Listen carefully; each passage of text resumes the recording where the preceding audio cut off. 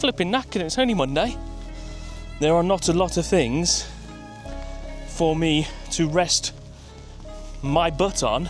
Perhaps I would be the first ARB consultant who uses a Sur-Ron to get around. But imagine, Sur-Ron, I'd have my own seat, I could do about 40 miles an hour, I think they do about 40 miles an hour, bombing along.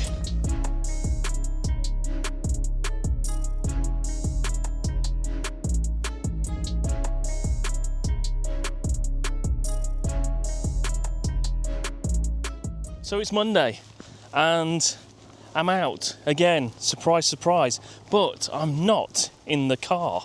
I would use my hands a little bit more, but I'm carrying this rather large Panasonic Toughbook. So we'll be on this site for the majority of the week. It's a massive area of land to cover. Like I say, the trees, at least on this section, are few and far between, but there is a lot of land to get round. Anyway, it could be a worse situation. The sun is shining. It's pretty good weather. It's quite warm actually. I came out initially with a jumper on, had to take that off, and I've got a bit of a sweat on now. Compare it to last week's survey where it was absolutely torrential rain pretty much all week, then I will take sun and a lot of walking any day. So for the first time today I've actually found some Lego blocks to sit on. Call these little Lego blocks here. I can finally sit down and have a chat with you all. So yeah, another busy survey this week, a big survey as well at that. That's actually quite sharp. Surprised I haven't injured myself on that. If you remember last week we ended on a survey at a school of a beech tree following the collapse of another beech tree, and they had concerns over its sort of long-term retention value really, and whether it posed any sort of risk to members of the public or visitors of their land.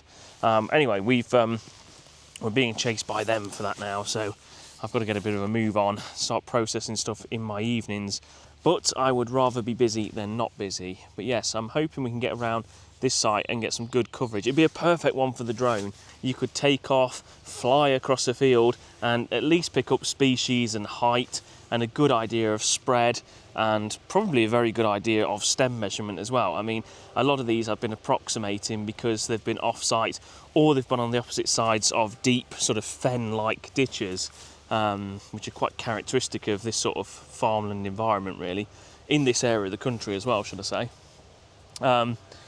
So yeah, you'd probably be able to do quite a great deal from a drone and save these little legs from walking that far. So a lot of the content this week will be mainly this site, as much as I can film as possible, but at the moment there isn't a great deal to show because there isn't a great deal going on of anything exciting. But there we go, it is what it is. It's Monday, it's sunny, it's quite warm, and I'm happy to be out and about.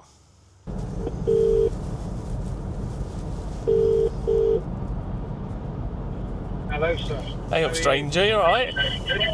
I am. Are you out on site still? No. Okay, cool. Everything okay your end? Yeah, good, thanks. You? Business booming? I mean, it is busy, but I'm always wanting more, you know. All right. Yeah, I get that. Yeah. I was like you once, don't worry. I just want to pass a couple of things past you. Right. To see if you're interested to start. Well, that phone call was pretty mega. That was a bit of a surprise. I've not spoke to Marco for a while, and some really exciting prospects, a really interesting project involving some visualization work and some bits and pieces to do for some presentations that he'll be running. So helping him with some content, some graphic sort of visuals and video production stuff, which is really exciting. That's all the stuff that we want to be doing more of.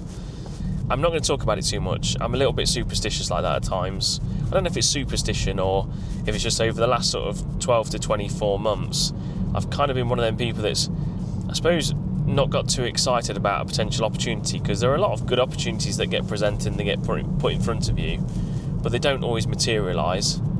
Nevertheless, it is an extremely exciting opportunity, one that I am extremely grateful for, and more than that, just to get such kind feedback and positive affirmation, I suppose, from somebody that I respect highly, have a lot of time for, and having never really worked with this person and just met really in passing, there's a real genuine feeling there, so it's good. Right, it's 6 o'clock, it's just gone 6 o'clock, and I'm about 5 minutes from HQ. I'm going to get back, have some food, and then I've got work to do. I've got work to do. Yeah, 6 o'clock, I've got work to do. So it's just gone 20 past 4, and I'm heading south on the A1 out of Leeds, or to the east of Leeds. Another full-on day, another load of walking, but a few more trees, which I'm really pleased to say.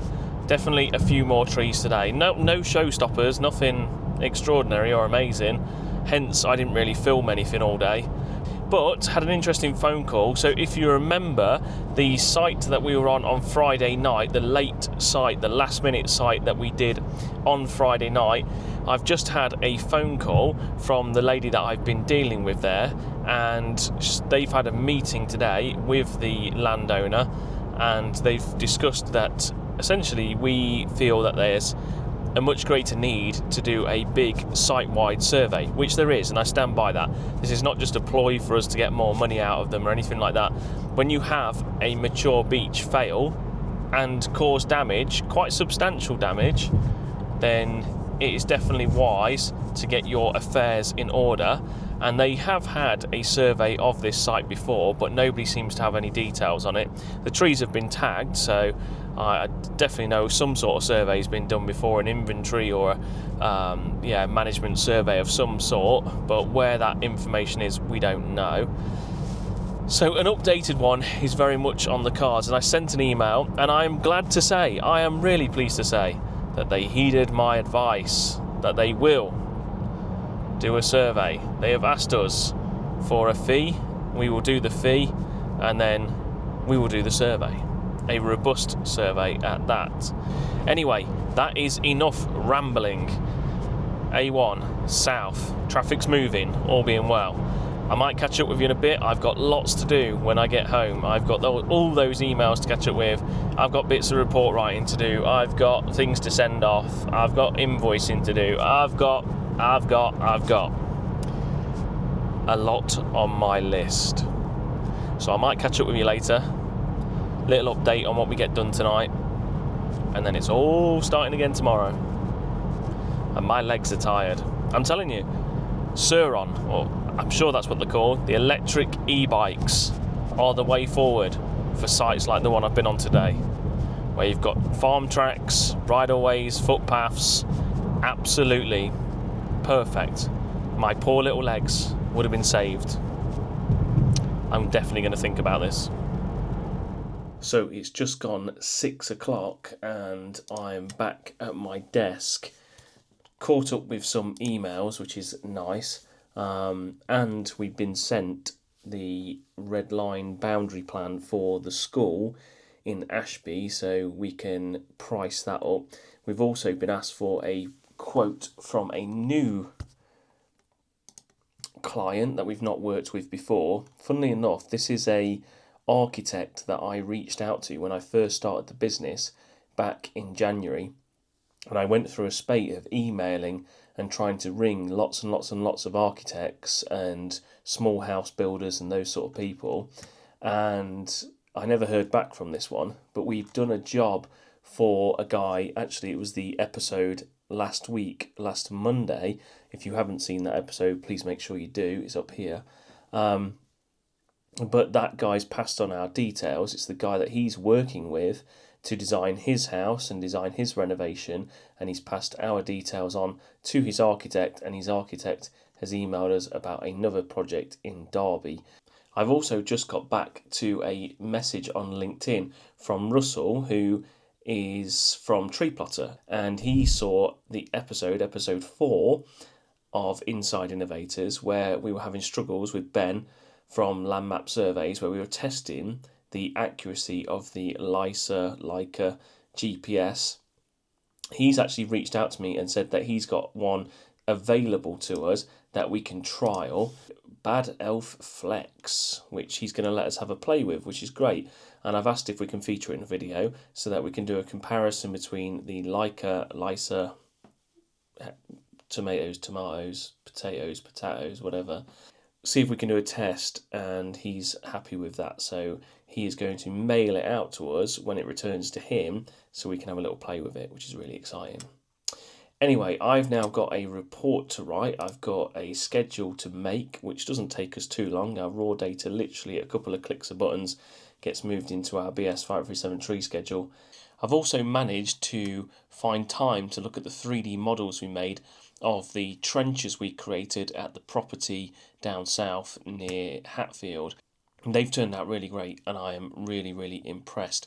I actually shared some of the process of creating those scans that I recorded whilst on site on LinkedIn with my connections, and it's gone down really well. A lot of people are amazed by the possibilities of using photogrammetry or the LiDAR on iPhone 15 Pro to create those scale models of routes. And I think a lot of people came back saying that they'd been following me for some time, that they'd seen quite a few of my 3D models, but this was the first time they'd seen an actual use case that they really felt could benefit them and their business and their clients. So I'm really happy with the way they've turned out. They are to scale. I've checked them. I've drawn some measurements on Polycam's web viewer, compared those to the measurements I took physically in the field, and they are pretty much bang on. So I'm really impressed with that. I'm hoping that that is going to provide really good evidence for the local authority to justify some action being taken to that tree, and hopefully put what's been a bit of a nightmare to an end for a very, very nice client, and another bit of research and development, which is really, really important. And again, just goes a little bit extra, goes that little bit further, which is what I'm all about here. I'm constantly trying to look at ways to present data more clearly, to cut down on technical waffle where it's not necessarily needed, to help people who are visual learners perhaps understand in, I would say, lay terms, really what we're talking about. And goes back to getting to the truth quicker, which is a line I absolutely love. Shout out to John Keeley for that. The world is abundant. If you're good enough, no matter how much is already taken, you can get yours too. I haven't recorded much again today, and that's because one, the weather has been absolutely diabolical, but two, I haven't really had much to say. But then I've just been driving along, and I've just been thinking to myself about all of the lots of, different things I've got to do, all of the stuff that still needs sorting, all of this time out of the office. And I kind of feel like I don't want to say it out loud, what I'm going to say. But what I'm going to say is, I'm mega stressed right now. I am feeling really under pressure, and I didn't think I would feel this under pressure for a while yet. And I don't want it to seem like I'm complaining, because I would rather be busy than not be busy. When I think back 4 or 5 months ago, having enough work each month coming in on a regular basis was a challenge, and it still is a challenge, and it's always going to be a challenge, don't get me wrong. It's always going to be a challenge, but it felt like 1 month to the next, I was just constantly trying to make sure I had enough in the pipeline to pay the bills and to cover the costs of running the business and everything else. And now I'm busy, I'm out on site a lot, and that's kind of created a new problem that perhaps one I overlooked, not out of sort of naivety, but just more out of a desire to make sure I get as much work as possible coming in. And that problem is that all of this time out of the office spent on sites collecting data and doing all these surveys, it's great, it's all well and good, but it's leaving very, very little time for the actual processing of some of this work. So I collect all of these data and do all of these surveys. Those all feed into reports and plans that need drawing, and the survey is really like the start point of the project. It's it's only really a third of the project most time, particularly if it's a development survey. That development survey, BS 507 tree survey, that's like stage 1. So that's probably a third of the project. Then you've got your sort of second third, which is the impact assessment report. And then you've got your final third, which is your method statement. So being out on site collecting all this data is great and everything, but what it's not so good for is it takes away time in the office to then process all of that data. And right now I've got a lot of reports to write, I've got a lot of impact assessments to do, I've got a lot of method statements to do, I've got a lot of plans to just simply draw and get sent out. And then I'm out on site all the time. And the knock-on of that is also that it means that when I get back from a busy site day like today, I will get back at 6 o'clock, I will then log on and spend the next couple of hours trying to write a bit of a report or draw a plan or produce a tree schedule. And it's a nice problem to have, and I'm not complaining about the problem. I would rather have the work than not have the work. And it can all change, right? It could change overnight. I could wake up in a couple of weeks' time and I've got nothing in the pipeline and I'm stressing again. I'm back to square one of I just need to make X amount this month to cover the bills, to cover costs. So I'm not for a moment complaining really about the amount of work, but I'm just finding it difficult and struggling the balance between time out of the office and time in the office. And it goes back to a saying that I said in week 1 of doing these vlogs: feel like you're working in the business and not necessarily on the business. And other things have to be let slip, they have to let go, so you can meet these survey demands and all of that. But it just means all the social media and the updates to the website and the tweaks to report templates and all of that stuff, and the quoting, the invoicing, the following up on leads, the chasing of leads, getting back to people who've made an inquiry, all of those things fall by the wayside a little bit because you're trying to get all of the surveys that you've already had fees agreed on done to then produce all these reports. And it's a nice problem, but a problem that has very little solution when you're on your own.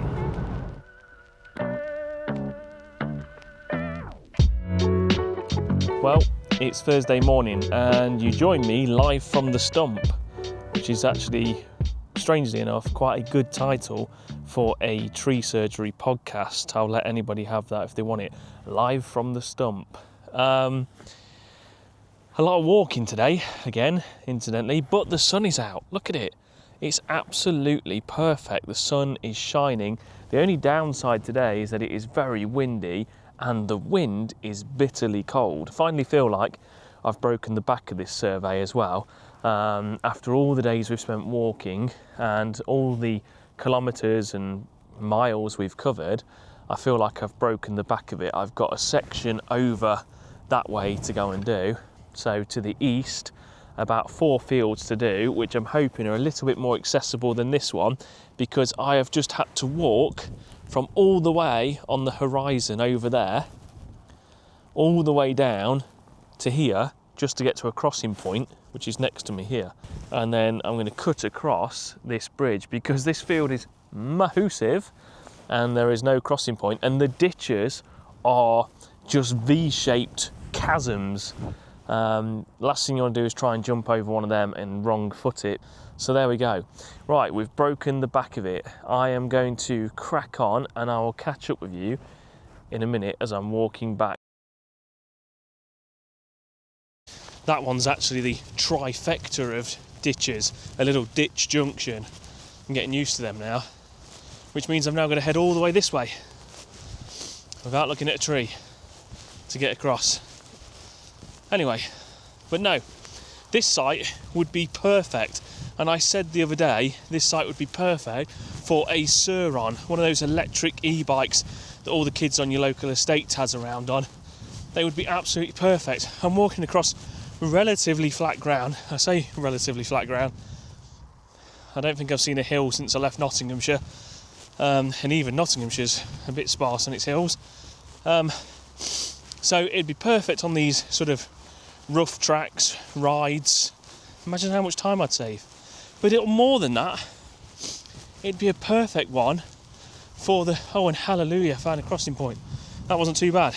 But more than that, the drone. This would be perfect for a drone to scope out a lot of these fields and go, there's nothing there, move on. And you could apply a nominal buffer to a lot of these boundary groups and say, this is a sort of overestimated root protection area to make sure we're affording enough protection, and just have a buffer from them. Develop the open area, the relatively flat fields, and keep away from the margins. Doesn't always have to be a sort of thorough walkthrough, in my opinion. If everything can stay pretty central into areas of open ground, I mean, then essentially you could also do your bigger trees, and if there's nothing that's a risk or an obvious risk from the drone, and you can get species, I mean, most of us arbs that have been doing this for a long time can tell a species from the other side of a field just by its crown form, perhaps the foliar colour. You know, you can get a pretty good idea of what sort of tree it is. You can fly up to it, you can see the leaves through the camera on the drone, you can often see the stem, so you can tell if it's an oak or an ash or an hawthorn, field maple. And again, you can get a pretty good idea if we stand and estimate stuff from the other side of a ditch or that's off-site that we can't get access to. Then if you can fly the drone up to that boundary and have the drone hovering, I don't know, 10 metres from the tree, you can make a pretty good approximation of the stem size.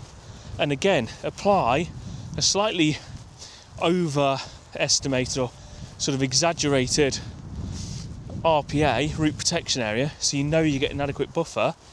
Again, done. That's probably enough information. I feel like I'm driving through a horror film. I definitely watched too many horror films as a kid.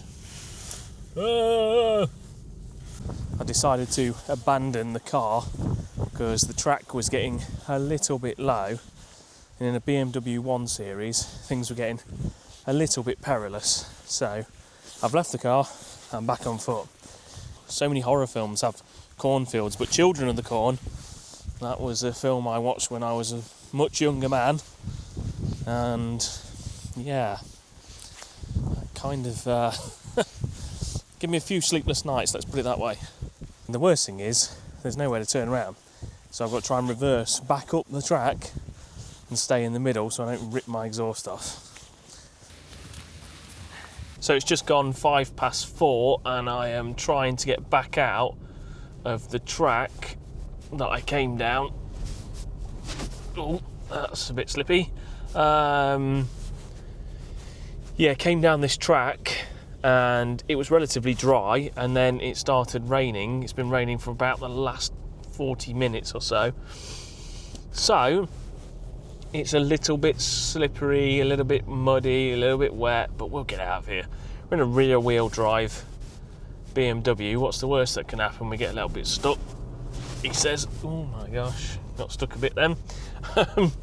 But just let the engine do the work and let it pull it through and we'll get there. It's good fun, isn't it, I suppose, he says.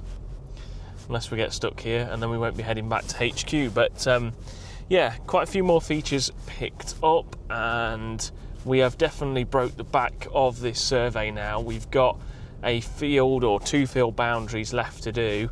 There's a couple of individual trees within those field boundaries, so there'll be a bit to pick up, probably 7 or 8 individual trees, and then a sort of understory group of trees, and then there's a woodland belt along the northern boundary which we will walk. We might not have to pick up too much detail on it because it might be just off site, separated by some of those deep ditches that I've been showing you. So we will see, but I'm just trying to get out of this track, and it's quite a long way. I've come quite a far way up this track, but it's toughened out a little bit now. There we go, it's a little bit firmer under the tyres, a bit rockier. Now I've just got to watch out for the massive potholes, but most of the mud is back there, so all good. And yeah, once I get to the end of this drive, I will have a look at how the traffic is doing, head back to HQ, and I've got a report to write tonight, so yay me. But it's a lovely evening. The sun's, it's actually really, really nice now. It rained and it was pretty hideous, but now it's really nice. It's brightened up, it's shining through. So hopefully it'll be a nice drive home in terms of weather and traffic. I shall catch you tomorrow.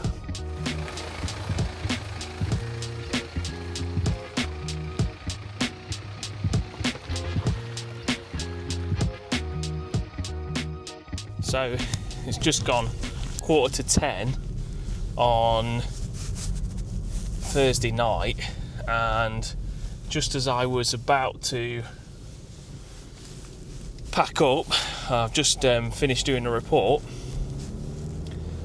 I got a message and somebody said, oh, the northern lights are out, you can see the northern lights.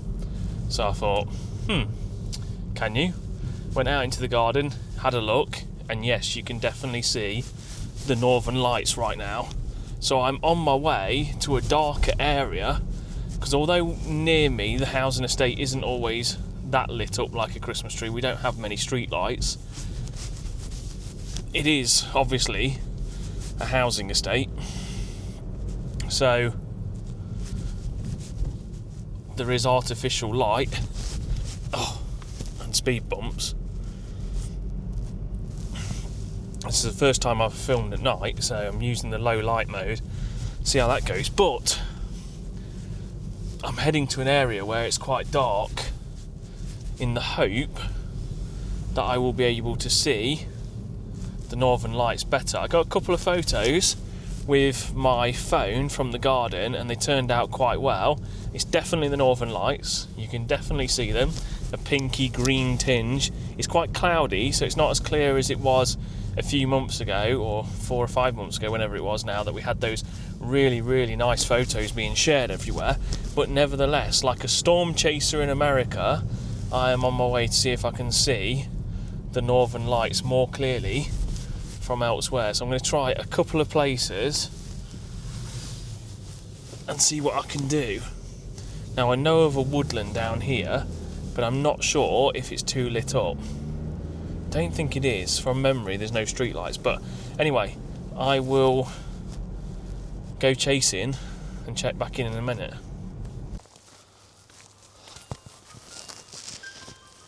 So you can't see me, but you can see the northern lights.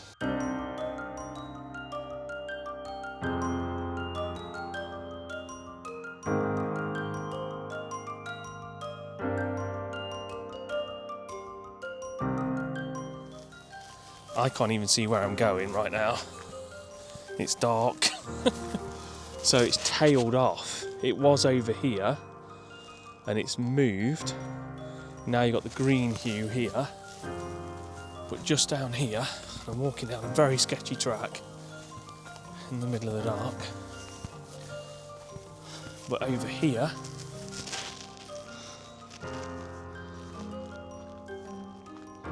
you can now definitely see the northern lights. Look at that. Sorry, I'm trying to not trip over any potholes. So, I've got lots of photos, which I'll share on screen, from over here, and it's moved.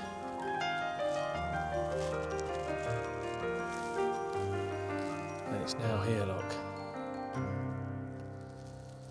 How beautiful is that?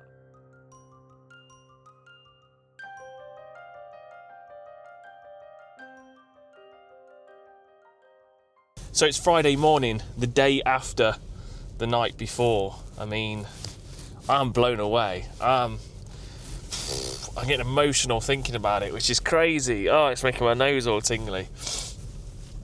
Last night was just mind-blowing. Mind-blowing. I was unfortunate that last time the Northern Lights were in the UK, back in around May, I missed it. So I stayed up till about 12:30, and I thought, it's not happening, it's not coming. And then an hour later, it appeared in May, and everyone was sharing pictures on social media the next day. Oh, look at it, it's amazing. And I was thinking, oh my gosh, as somebody that's into photography, as somebody that is into, you know, doing time lapses and stuff like that, I thought, oh, I've missed it. I really wanted to photograph it. More so than that, I really wanted to see the Northern Lights. It's been on my bucket list forever. But I was just sat there at 8:30, and my partner comes in and says, somebody's just sent me this picture, and this is apparently from now. And I was like, no, get out of here, that's not now. Turned off the lights, we went to the patio door, looked, and I was like, oh my gosh, it is. So there was a frantic flurry, and we jumped in cars, and as you see, I went storm chasing, and it was incredible. And now I'm back driving up this bumpy, horrible track, trying not to get stuck in the mud again, but it doesn't matter. Nothing can dent this. The freezing cold temperature, it's currently 4 degrees, and the tired legs now, being 5 days into this big survey, but it can't dent it now. That was just one of the most incredible things I've ever witnessed, and I never thought I would see it in the UK in my life, ever. More than that, I never thought I'd see it with the naked eye. But there was a 20-30 minute period where you could just stand there, and the sky was just pink, and it was moving, and it was changing, and it was expanding, and it was growing taller, and then it was getting narrow, and then it would change to like a pinky green, and it was just, yeah, incredible. It's not tree related, nothing to do with arboriculture, but and all being well, today's survey will go well. I've got a few trees to pick up. I've got a bit of a boundary feature to pick up today, which is not easy to plot with the aerial, and we don't have, getting stuck, we don't have any topo of this site, so trying to plot it with a grainy aerial is getting quite difficult, because they are quite close together, you know, and you might think, well, you can group them, but they're all quite individual as well, so they do need picking out in a bit of detail. And then I've got a big boundary to walk, and that's it. That is my areas, the southern half of this site, completely done. Let's get through here. Oh yeah. And then that's done. Right, I am going to see if there's anything worth filming today, and if there is, I'll film it, but if not, we'll check back in later. And this smile is not going away. I have seen the Northern Lights from my house, no less. I mean, that is mad. Yeah, loving it. It's getting a bit muddy. Ooh, whoa, hey up, stay on the rain. There we go. Yeah. So once we've done a bit of off-roading,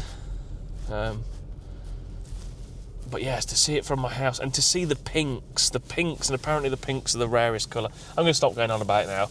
It's nothing to do with a day in the life of an ARB consultant, but there you go. Right, catch you later. Let's go and get cold and look at some trees. So I'm about 25 minutes north of the sites I've been on Monday, Tuesday, Wednesday and Thursday. Sounding a little bit like a Craig David record there. And they've pulled me onto this site just to help try and pull in the last few fields before we lose the light, and really to wrap up the survey so we don't have to come back another day for a few trees. Effectively, it's quite inefficient to come back all this way just to pick up a few trees. And I'm pleased to say there's finally some decent trees on this site, like this one behind me. Look at this. This is what I've been waiting for. I've been walking around for the last 4 days in soggy, wet, flat, horrible fields, and I'm back in something that resembles a little bit more of a landscape I like to be in. But this tree behind me, absolutely stunning.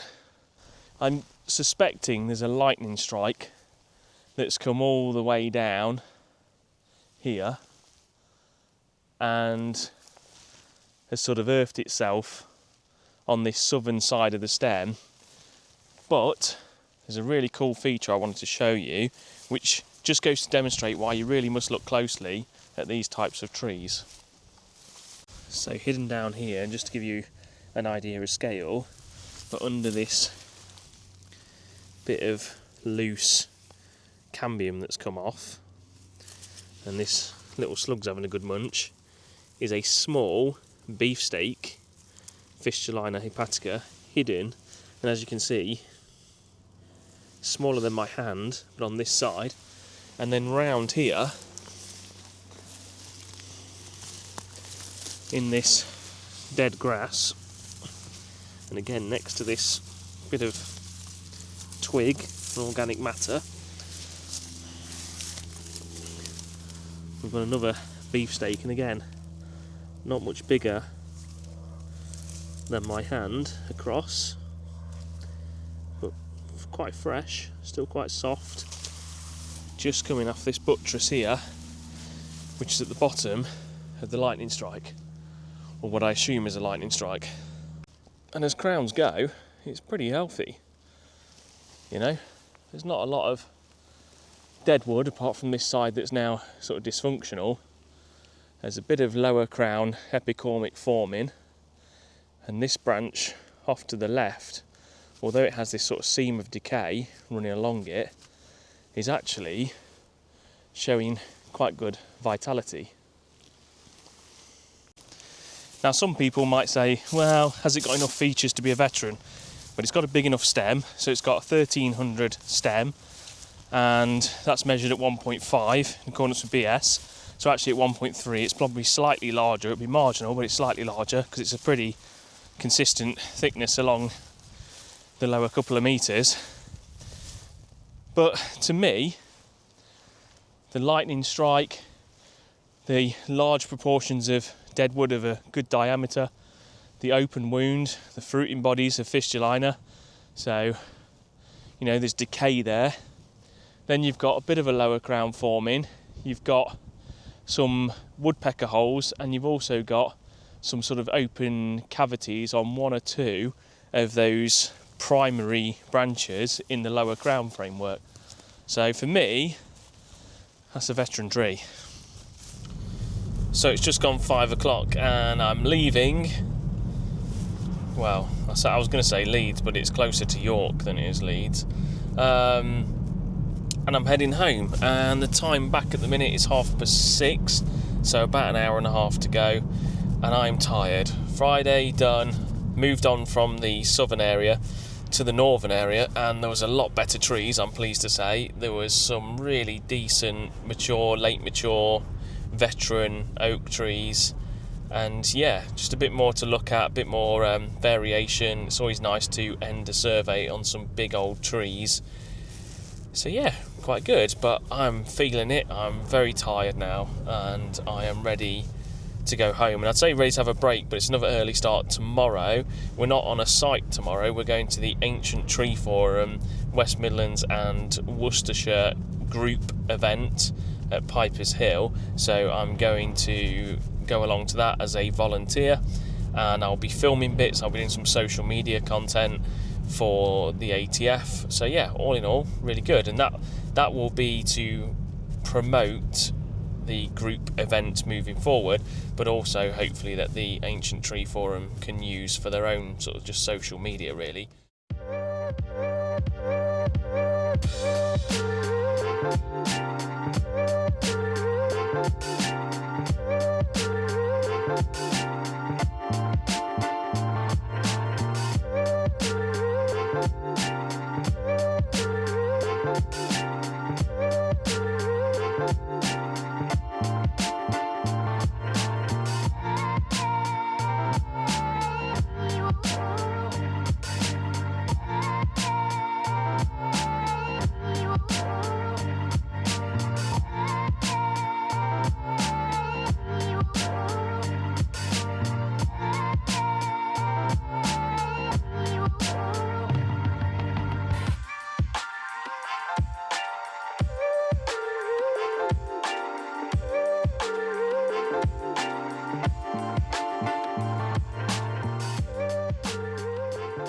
So it's Saturday, another fantastic event with the West Midlands and Warwickshire Ancient Tree Forum group, and I've just finished up filming James, who's been leading today's group event as the group lead for the ATF. and we've just stood behind this amazing pollarded beech with a huge Ganoderma bracket at the base, which we all stood and admired and had a chat about for a bit. But it's been another good event, good turnout, around 18 to 20 people. And of course, with the time of year being what it is, we've seen some amazing fungi and some great fruiting bodies. I even managed to do a 3D scan of Hen of the Woods, so one that's not in my Mycoverse collection. So yeah, got a 3D scan of that using my mobile phone, using Polycam. And then whilst the group's been going around, I've been doing bits of filming. So yeah, lots of videography going on for the group to promote future events and to promote the Ancient Tree Forum. And it's what I like doing. It's enabled me to go and have a bit of a forage. And yeah, found some really cool fungi. So we found penny bun, Boletus edulus, Amethyst eva, and like I say, the Hen of the Woods. So yeah, really nice. It's always nice to spend your Saturday amongst a beautiful bit of woodland. This is Dodder Hill Common, which used to be common land and is a wood pasture which was formerly grazed. There's lots of beech in here and oak. Just finished some filming and I'm going to head home, and that's Saturday over. And another episode of Inside Innovators, starring very own James Butler White, who's just done a bit to camera, haven't you, James? Yeah. Much as he loves it. He loves it. Like 50 takes. And as always, I just want to say thank you very much for watching. It's been a pleasure to have you along. And make sure you stick around for next week, where we've got another busy week of surveys back in Dudley, and yeah, lots and lots going on. So remember to hit like and subscribe, and I'll see you next week.